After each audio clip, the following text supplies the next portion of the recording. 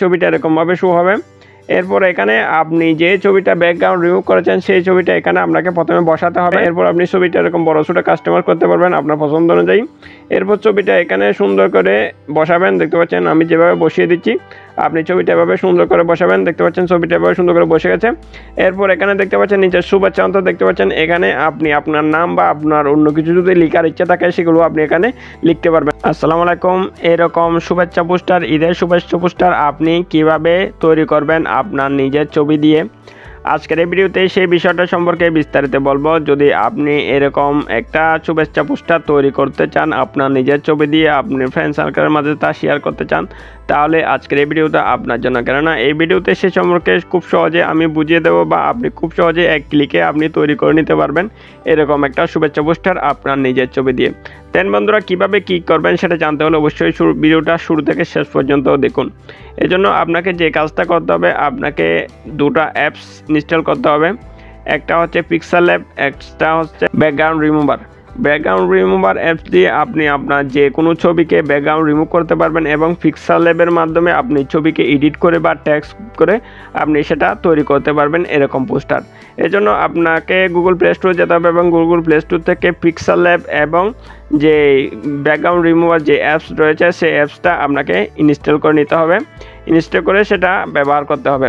এছাড়াও আপনাকে এক্সট্রা ছবি আপনাকে ডাউনলোড করতে হবে। ডাউনলোড কিভাবে করবেন? ডাউনলোড করার জন্য এই যে ভিডিওটা এখন দেখতেছেন সেই ভিডিওর আপনি টাইটেলের উপর ক্লিক করবেন। টাইটেলের উপর ক্লিক করে দিলে ডেসক্রিপশন বক্সটা ওপেন হয়ে যাবে এবং ডেসক্রিপশন বক্সে যে একটা লিঙ্ক রয়েছে সেই লিঙ্কের উপর ক্লিক করে আপনাকে একটা ছবি প্রথমে ডাউনলোড করে নিতে হবে। দেন আমি লিঙ্কে কীভাবে ক্লিক করে ডাউনলোড করবেন সেজন্য একটা লিঙ্কে ক্লিক করে আমি দেখিয়ে দিচ্ছি। দেন এজন্য আমি হোয়াটসঅ্যাপে চলে যাচ্ছি। দেন আপনি ডিসক্রিপশন বক্সে এই লিঙ্কটা পেয়ে যাবেন। দেখতে পাচ্ছেন আমি লিঙ্কের উপর ক্লিক করে দিলাম। লিঙ্কের উপর ক্লিক করে দিলে এরকম শো হবে। এরপর আপনি গুগল ড্রাইভ অপশন দেখতে পাচ্ছেন, এটার উপর আপনি ক্লিক করে দেবেন। এটার উপর ক্লিক করে দিলে অটোমেটিকভাবে যে ফাইলটা রয়েছে, যে ছবিটা রয়েছে সেই ছবিটা এখানে ওপেন হবে। দেখতে পাচ্ছেন এখানে এরকম ইন্টারফেস দেখতে পাচ্ছেন। এরপর রিকোয়েস্ট অ্যাক্সেস অপশন দেখতে পাচ্ছেন, এটার উপর আপনি ক্লিক করে দেবেন। এটার উপর ক্লিক করে দিলে এটা একটু লোড হচ্ছে। দেখতে পাচ্ছেন ছবিটা রিকোয়েস্ট সেন্ড করার পর ছবিটা এরকমভাবে শো হবে। এরপর দেখতে পাচ্ছেন ছবিটা ডাউনলোড করার জন্য আপনাকে যে কাজটা করতে হবে, উপরে দেখতে পাচ্ছেন থ্রি ডট যে লাইন রয়েছে লাইনের উপর আপনি ক্লিক করে দেবেন। লাইনের উপর ক্লিক করে দিলে এরকম ইন্টারফেস শো হবে। এরপর এদিকে দেখতে পাচ্ছেন নিচের দিকে ডাউনলোড অপশন শো হচ্ছে। আপনি ডাউনলোড অপশনের উপর ক্লিক করে দিলে অটোমেটিকভাবে ছবিটা আপনার ফোনে ডাউনলোড হয়ে যাবে। দেন ছবিটা ডাউনলোড করার পর আপনি আপনার গ্যালারি থেকে শেয়ার অপশনের উপর ক্লিক করে আপনি পিক্সেল ল্যাব অ্যাপসে চলে যাবেন। এই পিক্সেল ল্যাব অ্যাপসে যাওয়ার পূর্বে আপনাকে যে কাজটা করতে হবে, আপনার যে ব্যাকগ্রাউন্ড রিমুভের যে ছবিটা রয়েছে সেই ছবিটা আপনাকে প্রথমে রেডি করতে হবে। দেন আমি গুগল প্লে স্টোরে যাচ্ছি। প্লে স্টোর গিয়ে আমি অ্যাপস দুটোটা আপনার যদি অপরিচিত হয়ে থাকে সেক্ষেত্রে সেটা পরিচিত হতে পারেন। আমি গুগল প্লে স্টোর থেকে অ্যাপস দুটো আপনাকে দেখিয়ে দিচ্ছি। দেন গুগল প্লে স্টোরে আসার পর এখানে চার্জ অপশন রয়েছে। চার্জ অপশনের উপর ক্লিক করে আপনি এখানে চার্জ করবেন। ব্যাকগ্রাউন্ড রিমুভার লিখে আপনি এখানে চার্জ করে দেবেন। দেন আমি ব্যাকগ্রাউন্ড রিমুভার লিখে চার্জ করতেছি। দেন ব্যাকগ্রাউন্ড রিমুভার লিখে চার্জ করে দিলে এই অ্যাপসটা আপনাকে ইনস্টল করতে হবে। অ্যাপসের উপর দেখতে পাচ্ছেন অ্যাপসের লোগোটা ঠিক এরকম। অ্যাপসটা আপনাকে ইনস্টল করে নিতে হবে। দেন যেহেতু আমার ইনস্টল করা আছে সেক্ষেত্রে আমি অ্যাপসটা ওপেন করতেছি।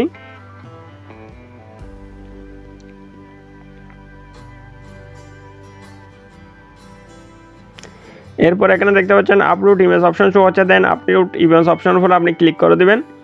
আপলোড ইমেজ অপশনের উপর ক্লিক করে দিলে আপনার এখানে যদি কোনো রকম অ্যালাউ চাই দেন আপনি অ্যালাউ অপশনের উপর ক্লিক করে দিবেন। এরপর এখানে আপনার গ্যালারি অপশনের উপর ক্লিক করবেন। গ্যালারি থেকে আপনি যে ছবিটার ব্যাকগ্রাউন্ড রিমুভ করতে চান সেই ছবিটা আপনি এখানে সিলেক্ট করে দেবেন। মনে করেন আমি এই ছবিটা সিলেক্ট করে দিচ্ছি। দেন ছবি সিলেক্ট করে দেওয়ার পর সেটা অটোমেটিকভাবে ব্যাকগ্রাউন্ড রিমুভ হতে থাকবে। দেখতে পাচ্ছেন এরকম ইন্টারফেস দেখতে পারবেন আপনি। এটা অটোমেটিকভাবে ব্যাকগ্রাউন্ড রিমুভ হতে থাকবে, আপনি একটু করে ওয়েট করুন। দেখতে পাচ্ছেন আমাদের ছবিটার ব্যাকগ্রাউন্ড রিমুভ হয়ে গেছে। এরপর এখানে দেখতে পাচ্ছেন এদিকে নিচে থেকে ডাউনলোড অপশন রয়েছে। দেন এটার উপর আপনি ক্লিক করবেন। এটার উপর ক্লিক করে দিলে এখানে উপরে দেখতে পাচ্ছেন ফ্রি অপশন রয়েছে। দেন এটার উপর আপনি ক্লিক করে দিবেন। ক্লিক করে দিলে এটা ছবিটা অটোমেটিকভাবে আপনার গ্যালারিতে ডাউনলোড হয়ে যাবে। দেন আমি একটু ব্যাক আসছি। এরপর আপনার যে পিক্সেল ল্যাব অ্যাপসটা রয়েছে আপনি গুগল প্লে স্টোর থেকে পিক্সেল ল্যাব লিখে চার্জ করলে আপনি অ্যাপসটা পেয়ে যাবেন। দেন অ্যাপসটা আমি ইনস্টল করে দেখাচ্ছি না। এজন্য আপনি গ্যালারি থেকে আপনি যে ছবিটা ডাউনলোড করেছেন সেই ছবিটা আপনি এদিকে যে শেয়ার অপশন রয়েছে শেয়ার অপশনের উপর ক্লিক করবেন। শেয়ার অপশনের উপর ক্লিক করে দিলে এখানে দেখতে পাচ্ছেন নিচে অ্যাপস শো হবে। দেন আপনি পিক্সেল ল্যাব অ্যাপসটা আপনি সিলেক্ট করে দেবেন। দেখতে পাচ্ছেন পিক্সেল ল্যাব অ্যাপসটা আমি দেখতে পাচ্ছেন এই যে পিক্সেল ল্যাব অ্যাপস, এটা হচ্ছে মূলত পিক্সেল ল্যাব অ্যাপস। দেন এটা আপনি গুগল প্লে স্টোর থেকে ডাউনলোড করবেন। ডাউনলোড করে আপনি এরকম ছবি গ্যালারি থেকে ছবি শেয়ার অপশনের উপর ক্লিক করে পিক্সেল অ্যাপ অ্যাপসের উপর আপনি ক্লিক করে দেবেন। পিক্সেল অ্যাপ অ্যাপসের উপর ক্লিক করে দিলে সেই ছবিটা অটোমেটিকভাবে রিডাইরেক্ট হয়ে পিক্সেল অ্যাপ অ্যাপসে চলে যাবে।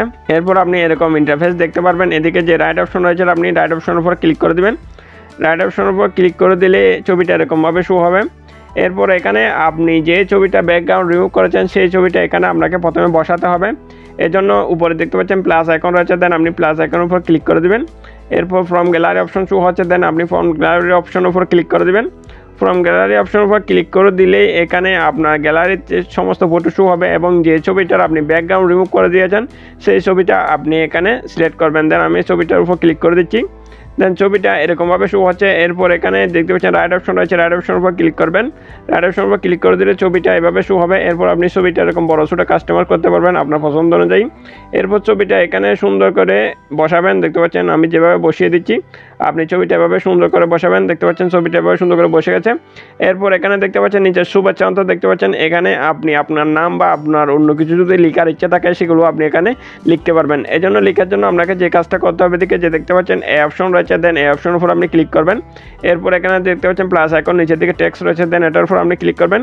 এরপর উপর দিকে আপনার দেখতে পাচ্ছেন এখানে টেক্সট লেখার যে প্রসেসটা রয়েছে প্রসেসটা এখানে শো হয়ে গেছে।